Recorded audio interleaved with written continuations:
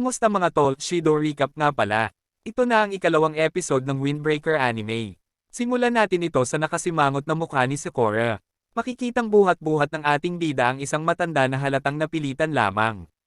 Pagkarating nila ay bigla namang nagdamoves ang matanda na lalo pang ikinainis ni Sakura. Matikas pa din naman pala ang lola at gusto niya lang makasakay sa taong kabayo. Nagmamaktol man sa tabi ay agad naman itong napawi nang muli siyang makarinig ng papuri galing sa matanda. Ipinaghanda siya ni Kat-Oha ng di ko alam na dish kaya tawagin na lang nating fruit salad sandwich. Sarap na naman si Boy Brasco kaya naman muli siyang kinikiliti nitong si Kat-Oha. Bigla namang may isang bagong karakter ang nagpakita at tinawag nito si Kat-Oha. Sa epic fail entrance nito ay napukaw ang pansin ng manunood. Ang pangalan niya ay si Neri na nalimutang tanggalin ang price tag ng damit na kanyang suot.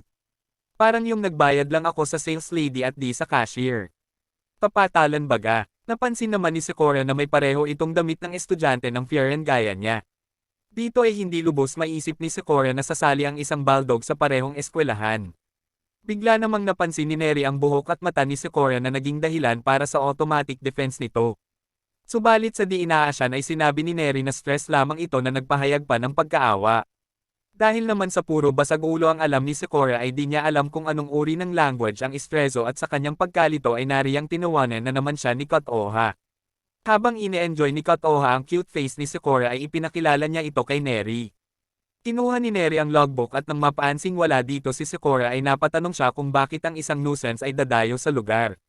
Ipinaliwanag nito kay Sakura na ang paaralan ng Fieren ay isang eskwelahan na pinuno ng mga taong malalakas na pinoprotektahan ng mahihina at tinatapos ang mga masasama.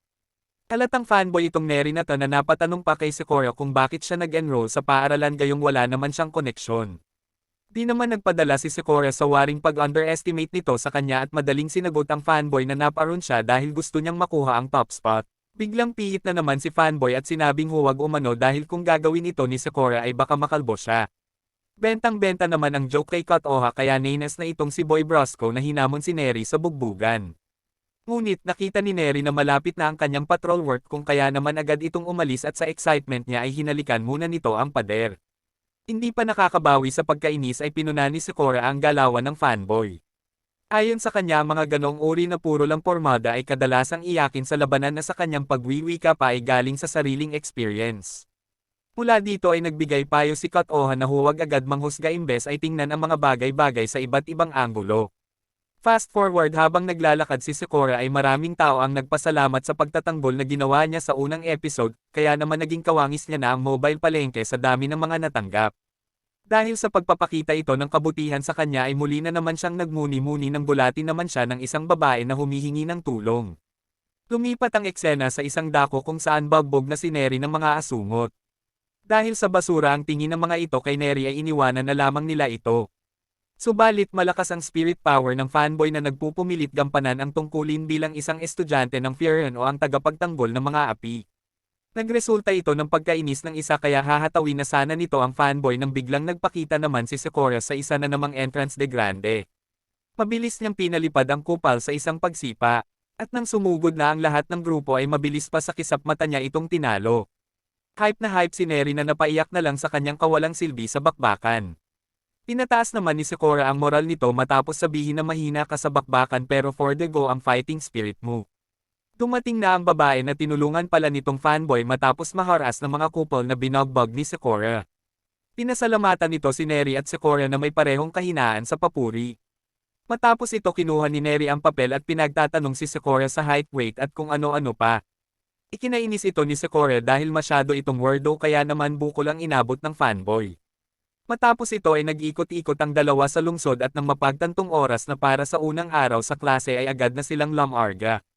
Sa kaaya-ayang tapat mga petals ng cherry blossom ay nahuhulog, nakarating na ang ating bida sa eskwelahan. Sa kanilang pag-usad ay nakita ni Neri ang list ng bawat section na ikinatuwa niya nang makitang magkaklase sila ni Sakura.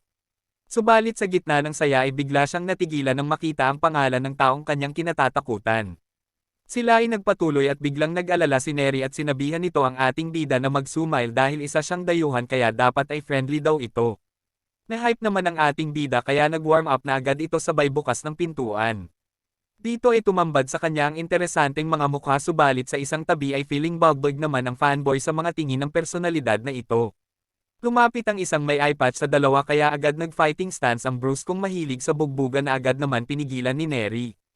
Nakilala ni Neri ang eye patch ng buksan ng mahiwaga niyang logbook ngunit agad nagpakilala ang personalidad bilang si Leonardo DiCaprio. Na-hype si Sakura at may pa-English pang nalalaman at mula dyan ay sinabi ng eye patch na biro lamang yon. Nagpakilala ito bilang si Soo na sinabi pang kaya siya may patch sa kaliwang mata ay dahil sa may nakasell yung spirit powers dito. Nainas si Sakura habang nilapitan siya ni Soo. Todo ka ba na ang fanboy sa pag-aakalang rambulan na ang kasunod subalit biglang liko ang daan? Tinuri ni Soo si Sakura sa pakikipagbakbakan nito sa episode 1 bagay na di alam ng lahat pati ni Neri. Mula riyan ay nagsilapitan ang mga makakaklase ni Sakura na kakikitaan ng buong interes sa kanya. Blush na naman ang Bruce kung kahinaan ang papuri na agad pumihit matapos tanungin ng isa kung bakit siya dumayo sa lugar. Sumagot si Sakura at sinabing gusto niyang makuha ang top spot. Natahimik ang lahat dahil ang mga salitang yun ay sa isip nila'y pagdideklara ng isang digmaan. Sa gitna ng katahimikang ito ay isang lamesa ang lumipad sa harap ni Sakura at makikita ang isa na namang karakter na kakikitaan ng pagkahayok sa bakbakan. Sinubukan nitong suntukin si Sakura na agad naman nitong naiwasan. At bilang panapos ay nagkaroon ng standoff sa pagitan ni Sakura at ng bagong karakter na si Kyotaro Shugeshita ang taong kinatatakutan ni Neri. Dito na natapos ang ikalawang episode mga tol. Abangan ang kasunod pagkalipas ng ilang araw. Sana ay nagustuhan mo, like and subscribe mo na yan. Hanggang sa muli, ingat!